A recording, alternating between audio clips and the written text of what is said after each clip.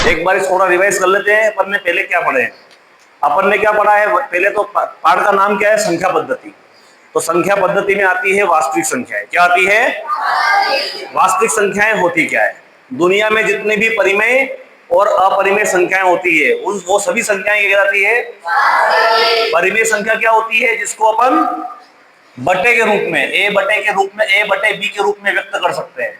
और जहां पे बी का मान कभी भी बराबर नहीं होगा किसके? हर कभी भी जीरो नहीं होगा। आ गई बात समझ में? अपरिमेय संख्या क्या होती है? जिनको ए बटे बी मतलब बटे में व्यक्त नहीं कर सकते उसे कहते हैं अपरिमेय संख्या। अब इसका भाग होता है कि प्राकृत, पूर्ण, पूर्णांक, वास्तविक।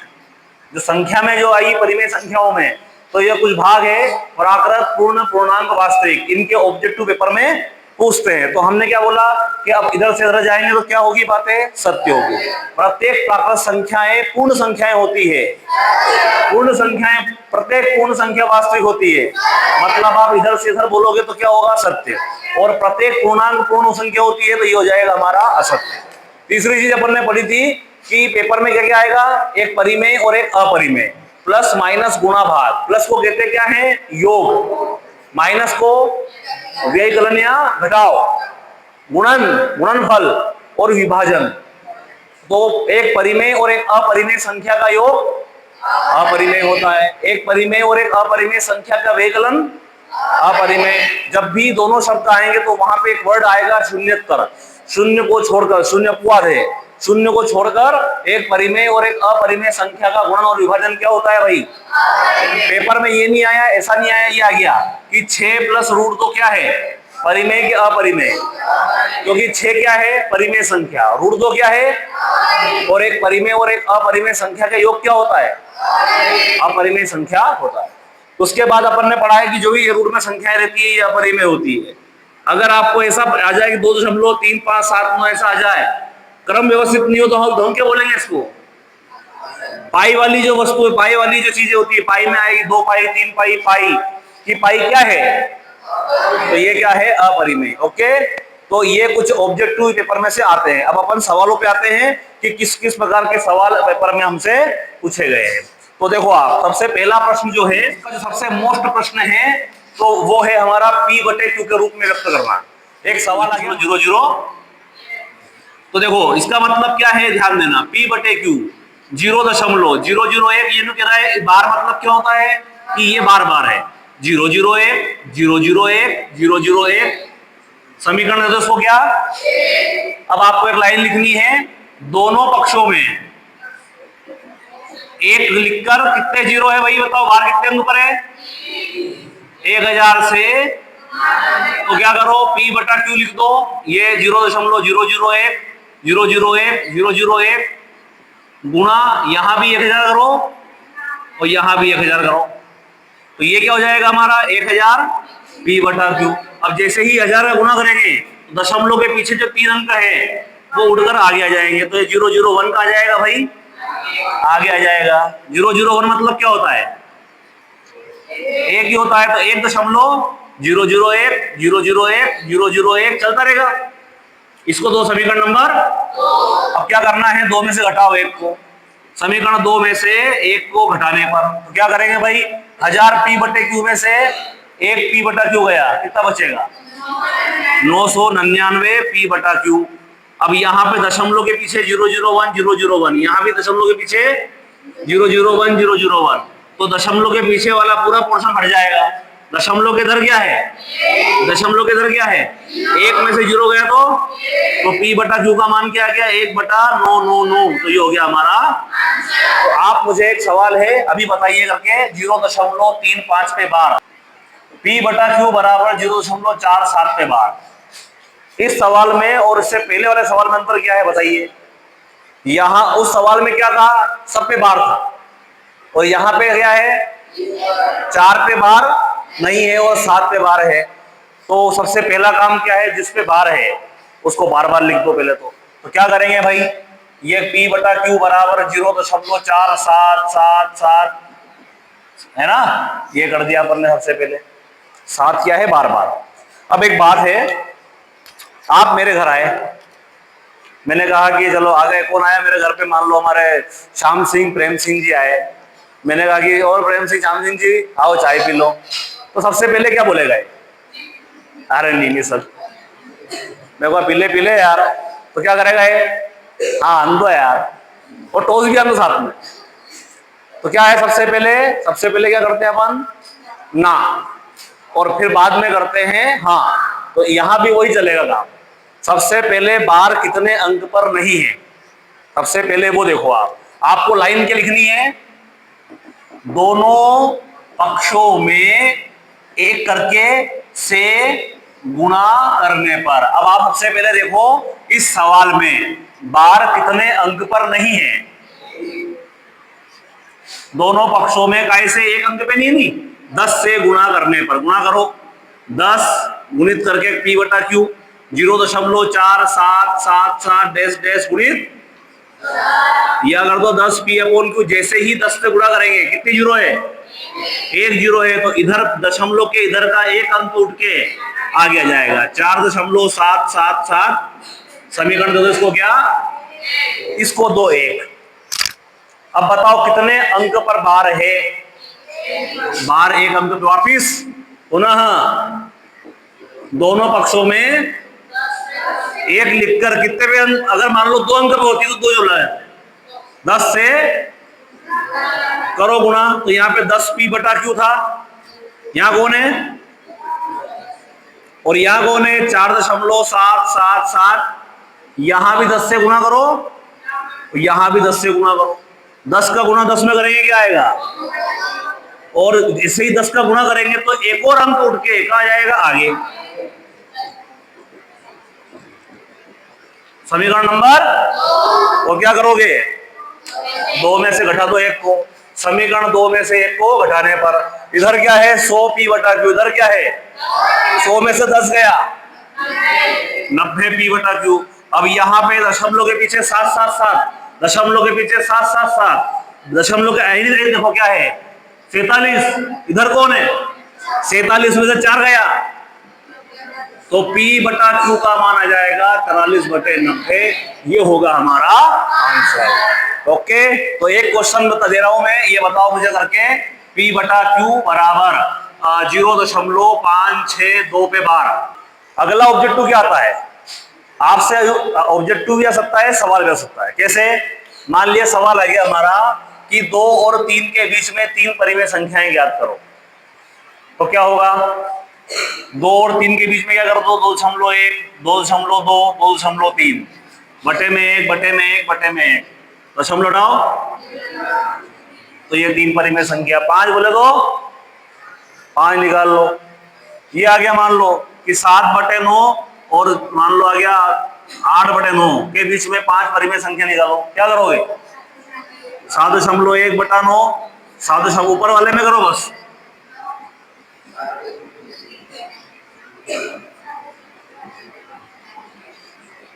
दशमलव हटाओ। यहीं से एक और प्रश्न आ सकता है, बताइए 2 परिमेय संख्याओं के बीच कितनी परिमेय संख्याएं होती है? तो इसमें ऑप्शन आएगा 1, 2, 3, अनंत, या कुछ भी नहीं आए तो आपको लिखना क्या है? अनंत। क्या लिखना है? तो 2 परिमेय संख्याओं के मध्य में अनंत परिमेय संख्याएं होती है। आगे बात समझ में। एक और बात, एक और सही ऑब्जेक्टिव भूल गए अपन। पूर्ण संख्याएं चालू कहां से होती है भाई? पाकर संख्या शुरू कहां से होती है? 0, 1, 2। और पूर्णांक जो होते हैं वो प्लस में भी होते हैं। और तो यहां से 2 ऑब्जेक्टिव और पूछते हैं। सबसे छोटी पूर्ण संख्या, सबसे छोटी पूर्ण संख्या कौन है? और सबसे छोटी प्राकृत संख्या 1। आगे बात समझ में। तो सबसे छोटी पूर्ण संख्या 1 है। सत्य सत्य क्या है? 0 है। सबसे छोटी प्राकृत संख्या 1 है। आगे बात समझ में। तो ये ऑब्जेक्टिव भी यहां से बनता है। ओके, अब अगला सवाल आता है परिमेयकरण वाला सवाल। परिमेयकरण वाले सवाल वेरी वेरी मोस्ट है। तो चलिए वो करते हैं अपन। एक और बात, 2 फार्मूले और 2-3 फार्मूले हैं, x की पावर m गुणे x की पावर n। तो फॉर्मूला क्या होता है भाई, x की पावर, आधार समान होता है तो गुणा में घातें जुड़ जाती है। एक आता है x की पावर m भागित x की पावर n, तो क्या होगा, x की पावर हो जाएगा m माइनस n, x की पावर m उसकी पावर n। तो फार्मूला क्या होता है, x की पावर गुणा कर दो इनका, m गुणा n। एक होता है x की पावर माइनस m, जब माइनस घात रहती है प्लस करते हैं तो कब पूछ जाता है वो, बटे में। एक आता है इसी का ही दूसरा रूप है p बटा q की पावर माइनस है, और अगर अपन इसको प्लस करते हैं तो ये p बटे q से क्या हो जाता है, q बटा p। सबसे महत्वपूर्ण ऑब्जेक्टिव, किसी की भी पावर जीरो होती है उसका मान क्या होता है। पेपर में प्रश्न आ गया आपको, a की पावर जीरो का मान क्या है, 100 की पावर जीरो का मान क्या है, 1000 की पावर जीरो का मान क्या है। अगर किसी भी संख्या की घात क्या आ गई तो उसका मान क्या रहेगा, हमेशा 1 रहेगा। आ गई बात समझ में। इनके प्रश्न कैसे आते हैं पेपर में, ध्यान देना। इसके प्रश्न ये आ गए, मान लो 1/3 और आगे मान लो उसकी घात 7 आ गया, तो क्या करें, हल करो इसको। क्या करोगे, 1 की घात भी 7 कर दो, 3 की घात भी 7 कर दो। 1 की घात 7 कितनी होती है, 3 की घात 7 करके जो आएगा वो आंसर। ये प्रश्न नहीं आया, ये आ गया मान लो 32 की घात आ गई, मान लो उसकी घात 32 की घात आ गया 2/5। इसको हल करो, कैसे करोगे बताओ। 32 को तोड़ो, 2 एकम 1 बच गया, 2 छंग 12, 2 8 16, 2 चौक 8, 2 दूना 4, 2 एकम 2, 1 2 3 4 5। तो बताओ 32 को लिखा क्या अपन ने, 2 की घात 5 कोष्टक लगा के। अब बताओ कौन सा लगेगा फॉर्मूला, यहाँ x की पावर m और उसकी पावर n, तो फॉर्मूला क्या होता है, गुणा। तो क्या कर देंगे अपन, यहाँ 2 की पावर 5 गुणा ये 5 से 5, तो 2 की घात 2 बचा, 2 की घात 2 मतलब, तो ये हो गया हमारा 4 आंसर। ये नहीं आया, ये आ गया मान लो 125 की घात आ गई, मान लो माइनस का 1/3। कैसे करोगे हल इसको, 125 को तोड़ेंगे अपन, 5 दूना 10, 5 25, 5 25, 5 एकम 5। क्या लिखेंगे बता इसको, 5 की घात 3 और उसकी घात माइनस का 1/, ये फॉर्मूला लगे यहाँ पे, ये वाला फॉर्मूला क्या होगा बताओ, 5 की घात 3 गुणा ये 3 से 3, अब क्या बचा यहाँ, 5 की घात क्या हो गई। अब लगेगा ये फॉर्मूला, अगर किसी की घात माइनस में होती है तो वो 1 के बटे में जाएगी, तो देखो ये माइनस की घात है तो ये 1 के बटे में जाएगी, तो 5 की घात क्या हो जाएगी, 1, मतलब 1/5 क्या हो गया हमारा। अरे ये प्रश्न नहीं आया, एक प्रश्न बहुत ही सिंपल सा प्रश्न है, वो सवाल है शायद, देखो आप प्रश्न होगा उसमें 7 की घात 1/2 गुणित 5 की क्या है 8 की घात 1/2, ये प्रश्न है, कई बार पूछा गया प्रश्न है। क्या करेंगे इसमें, आप इसकी घात भी 1/2, इसकी घात भी 1/2, तो दोनों को कोष्टक लगाओ, उसकी घात कर दो क्या, और गुणा कर दो, 7 गुणित 7 8 56 की घात 1/2। तो ऐसे छोटे छोटे प्रश्न 2-2 नंबर में अपने से ये पूछ सकता है। अगले जो क्वेश्चन है वो क्या है, इस पाठ में से ही हर का परिमेयकरण वाले सवाल आते हैं। याद है कि हर कैसे करते हैं इसी चैप्टर में ना, वो हर का परिमेयकरण वाले। जैसे कोई सवाल आ गया 1/5 - 2, क्या है सवाल आ गया, हर का परिमेयकरण करके हल करो। इसको कैसे करोगे, हर का परिमेयकरण होता कैसे है, ध्यान देना। 1/5 लिखना है, -2 लिखना है, गुणा लगाना है, करनी 5 और 2 है तो ये करनी 5 2, करनी 5 और 2, यहाँ बीच में चिन्ह काय का है, तो ऊपर नीचे लगाना है। अगर यहाँ पे प्लस है तो ऊपर नीचे लगाना है माइनस। 1 का गुणा इसमें करोगे तो यही आएगा, करनी 5। एक फॉर्मूला पढ़ा है तुमने छोटी कक्षा में, a + b a - b क्या होता है, जो यहाँ देखो एक a - b a + b, तो a का काम ये कर रही है, b का काम, तो ये हो जाएगा करनी 5 का वर्ग -2 का वर्ग, तो ये हो जाएगा करनी 5 + 2, वर्ग से करनी कट जाएगी तो 5, 2 का वर्ग हो जाएगा 4, तो करनी 5 + 2, 5 में से 4 जाए तो हमारा आंसर आ जाएगा करनी 5 + 2, ये हो गया हमारा आंसर। ये मैंने करा, आप मुझे बताओ 1/करनी 7 - करनी 6। इस अध्याय 2 जो है उसका नाम क्या है? बहुपद। अध्याय 2 का नाम क्या है?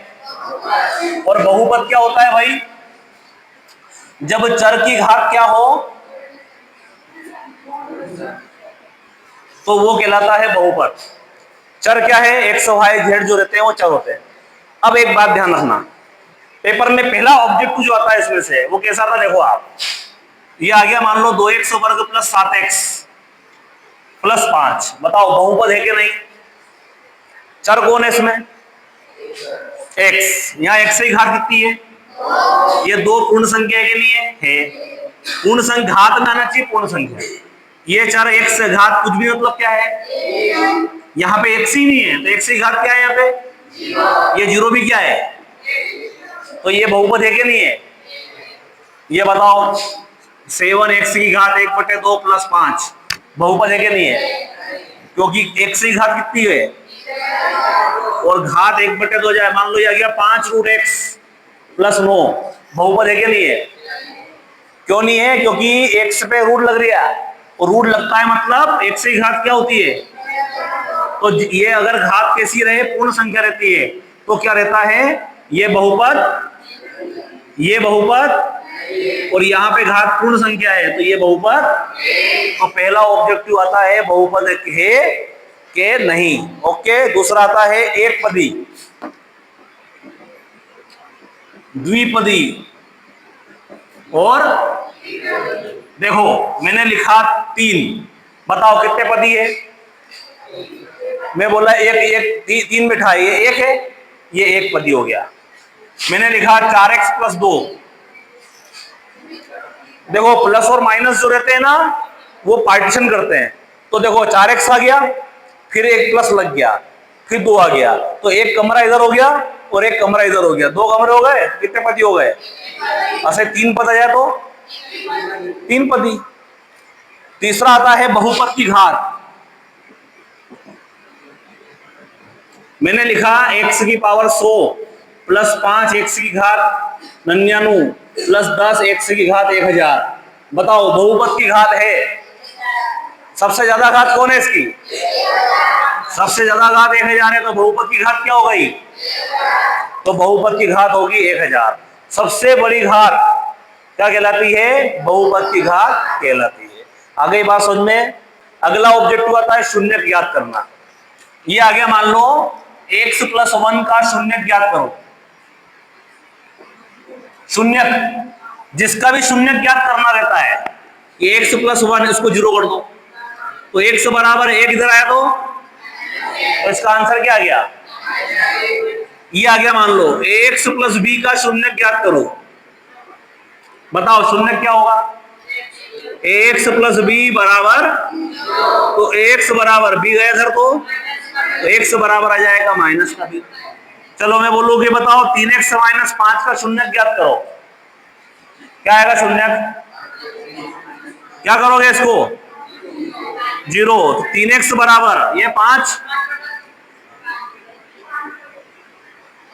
तो जो मैंने अभी नोट चीजें लिखी है उन चीजों को नोट करो क्योंकि ये प्रश्न पेपर में आएंगे। नेक्स्ट जो है ध्यान देना, एक मतलब ऑब्जेक्टिव यहां से बन सकते हैं बहुपद, घात, ये लिखा चुका हूं पहले में। बहुपद में सबसे पहला बहुपद आता है रैखिक बहुपद। दूसरा ये ढंग से कर लेना,